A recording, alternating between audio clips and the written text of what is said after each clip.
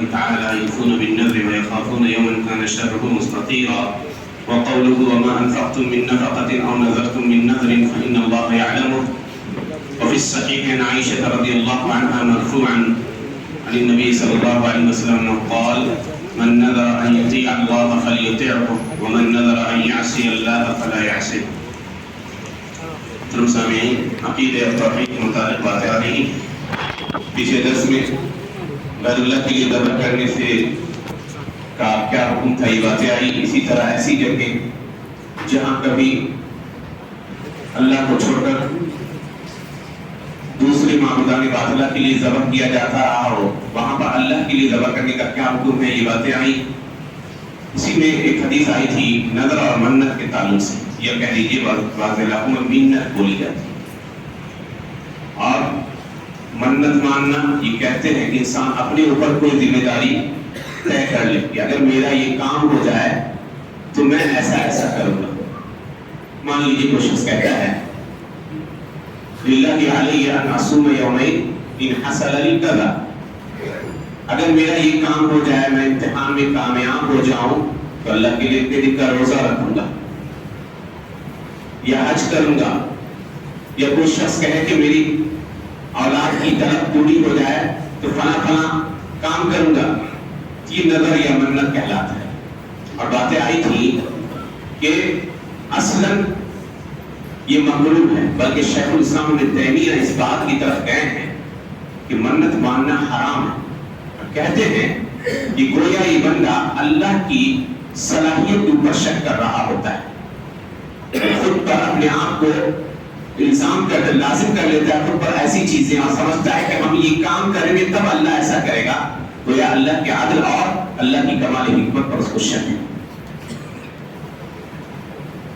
تو اسی لیے باتیں آئی کہ علماء کی بڑی تعداد کہتی ہے مکروہ ہے، کچھ لوگ کہتے ہیں مباح ہے، اور ایک رائے یہ ہے کہ یہ حرام۔ لیکن اگر کسی نے مان لیا کہ مجھ کو اتنے یہ کام کرنے، اگر میرا یہ کام ہو جاتا ہے، میں امتحان میں پاس ہو جاتا ہوں تو 3 دن کا روزہ رکھوں گا، تو یہ اب اور پاس بھی ہو گیا تو اب اس کے اوپر روزہ رکھنا واجب ہے۔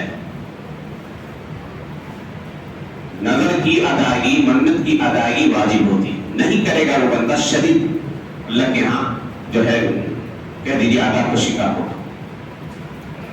اسی کہا وَلْيُوفُوا نُذُورَهُمْ وَلْيَطَّوَّفُوا بِالْبَيْتِ الْعَتِيقِ، اپنی نظروں کو پورا کرے انسان۔ اور اللہ ایسے بندوں کی تعریف کرتا ہے جو بندے اپنی نظر کو پورا کرتے ہیں۔ اللہ کہتا ہے یوفون بالنذر ویخافون یوما کان شرہ مستطیرا، کہ اللہ کے نیک بندے وہ ہیں جو جب کسی طرح کا نظر مانتے ہیں، منت مانتے ہیں تو اس کو پورا کرتے ہیں۔ تو گویا ایک عبادت کی شکل میں یہ چیز چلی جاتی ہے۔ آپ نے اپنے آپ پر لازم کر لیا کہ ہم یہ کام کریں گے تو آپ کے اوپر اس کا پورا کرنا واجب ہے، اور یہ چیز اس کو عبادت میں تبدیل کر دیتی ہے۔ کیونکہ عبادت کہتے ہی ما عمل بہ شرعا، جس کے پورا کرنے پر یا جس کے کرنے کا شرعی طور پر حکم دیا گیا۔ مان لیجئے کہ کسی شخص نے کوئی نظر مانی، منت مانی، اور اس کے بعد وہ اس کو توڑ دیتا ہے، نہیں کرتا، تو پھر کیا حکم ہے؟ تو ایسا شخص قسم کا کفارہ ادا کرے گا۔ قسم کا کفارہ آپ جانتے ہیں کہ 4 چیزوں میں سے کوئی ایک چیز کرنی۔ پہلی چیز جیسے کہ صحابہ پارے کے پہلے صفحے میں بیان آیا ہے فَكَفَّارَتُهُ إِطْعَامُ 10 مَسَاكِينَ مِنْ أَوْسَطِ مَا تُطْعِمُونَ أَهْلِيكُمْ أَوْ كِسْوَتُهُمْ، 10 مسکین کو کھانا کھلائیے جو آپ کھاتے ہیں،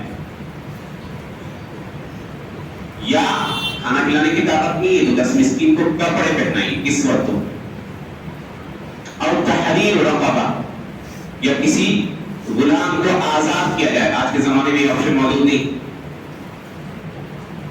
اور اس کی بھی طاقت نہ ہو، نہ پائے کوئی انسان، تو کہا 3 دن کا روزہ رکھے۔ اگر اس نے کسی نے نظر ماننے کے بعد، منت ماننے کے بعد اس کو نہیں پورا کیا، اس کا کفارہ ہے یمین کا، یعنی قسم کا کفارہ اسے ادا کرنا۔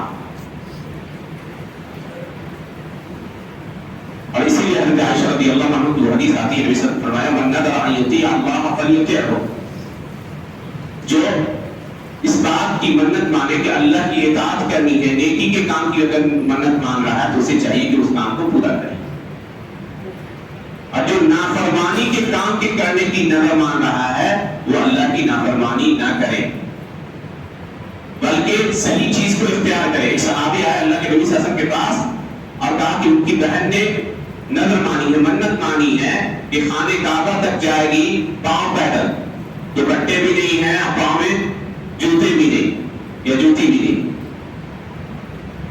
کہ اللہ کے نبی کیا وہ اپنی اس نظر کو پورا کرے؟ اللہ کے نبی نے کہا کہ اپنی بہن کو کہو کہ وہ دوپٹہ بھی اوڑھے اور پاؤں میں جوتے بھی پہنے، اللہ تمہاری بہن کی اس نظر سے بے نیاز ہے۔ تو ایسی چیزیں انسان ایسے مشقت والے کام میں اپنے آپ کو الجھا لیتا ہے تو آسانی کی طرف آ جائے۔ تو شخص اللہ کی نافرمانی کی نظر مانتا ہے، نعوذ باللہ، یہ کام میرا ہو جاتا ہے تو نعوذ باللہ کہے کہ ہم شراب پییں گے اور یہ کام کریں گے، وہ کام کرے تو نہیں کرنا ہے اسے، اس کے اوپر کچھ نہیں۔ اور اس میں سب سے اہم اور شدید صورت یہ ہے جو شرک کے اندر یا شرک اکبر کے اندر تبدیل ہو جاتا ہے کہ کوئی انسان اللہ کو چھوڑ کر غیر اللہ کی نظر مانے۔ جیسے کہ بہت سارے لوگوں کو دیکھے گا جو ہمارے معاشرے کے گمراہ لوگوں میں سے، گمراہ طبقے کے میں سے ہیں کہ وہ اولاد کی طلب میں اجمیر جاتے ہیں۔ خواجہ معین الدین چشتی رحمۃ اللہ علیہ کے یہاں کہتے یہ کام ہو جائے تو چادر چڑھائیں گے اور اتنی کام یہ جو ہے نذرانے چڑھائیں گے۔ یہ شرک اعظم شرک ہے، شدید شرک ہے۔ گویا یہ شخص جس نے اللہ کو چھوڑ کر کسی غیر اللہ کے لیے نظر مانی، اس کی نظر میں اللہ سبحانہ و تعالیٰ اس لائق نہیں ہے کہ وہ اس کی مانگوں کو پورا کر سکے۔ تو گویا اللہ کی کمال حکمت اور اللہ کی طاقت اور صلاحیت پر اس شخص کو شک ہے، اسی لیے وہ اللہ کو چھوڑ کر ایک ایسی کمزور مخلوق کو کے لیے نظر مانتا ہے جو کچھ کرنے کی طاقت نہیں رکھتی۔ ان کے بارے میں اللہ کہتا ہے من اضل ممن يدعو من دون الله من لا يستجيب له الى يوم القيامه وهم من دعائهم غافلون۔ اس شخص سے بڑھ کر گناہ کون ہوگا جو اللہ کو چھوڑ کر ایسے لوگوں کو پکار رہا ہے جو ان کی پکار کو قیامت کے دن تک نہیں سن سکتے، جواب بھی نہیں دے سکتے۔ تو انسان کتنا گر جاتا ہے یہ دیکھ لیجئے عقیدے کے اعتبار سے کہ اللہ سبحانہ وتعالیٰ کی ذات کو چھوڑ کر وہ نعوذ باللہ کسی مردہ شخص کے دربار میں جاتا ہے اور کہتا ہے کہ اگر مجھے اولاد ہو گیا تو آپ کے قبر پہ 4 چادر چڑھاؤں گا اور 100 دیگ کھانا کھلاؤں گا اور یہ کام کروں گا وہ کام کروں گا۔ یہ شرک اعظم ہے، یہ شرک ہے۔ اب دیکھ لیجیے معاشرہ بڑا طبقہ کیسے شرک میں مبتلا ہے۔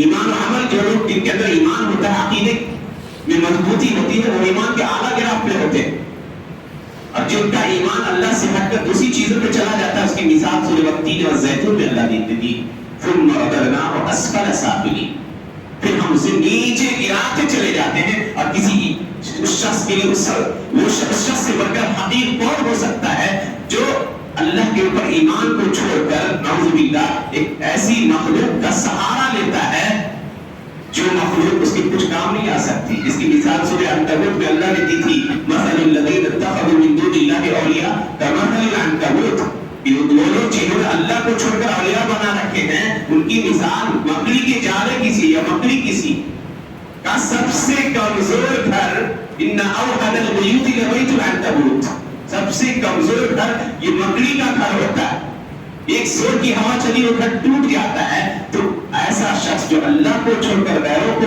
پر اپنا سہارا لگاتا ہے کہ اس کے سہارے کی یہی طاقت ہے۔